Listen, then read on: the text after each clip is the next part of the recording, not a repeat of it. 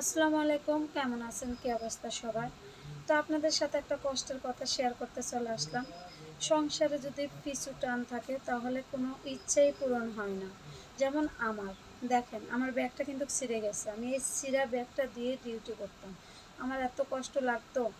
আমাকে আমার লগের কলিগেরা বলে যে, "সুমি কিরে তোমার ব্যাগটা ছিঁড়ে গেছে, তুমি একটা ব্যাগ নাও না।" কি এতই গরিব হয়ে গেল, কিন্তু আসলে দেখেন গরিব হলে যা হয়, ব্যাগটার সবগুলো চেন ছিঁড়ে গেছে।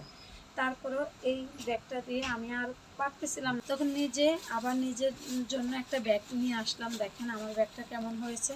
যদি ভালো হয়ে থাকে তাহলে একটু কমেন্টে জানাবেন। আসলে অসহায় সংসারে কপালে যা হয় আর কি, মেয়েদের কোনো ইচ্ছাই পূরণ হয় না। যত চেষ্টা করবেন না কেন তারপরেও নিজের ইচ্ছা পূরণ করতে পারবেন না যদি পিছু টান থাকে। তো এই পর্যন্তই। যদি আমার ভিডিওটা ভালো লেগে থাকে তাহলে সবাই একটু লাইক কমেন্ট শেয়ার করে বোনটার পাশে থাকবেন। আল্লাহ হাফেজ।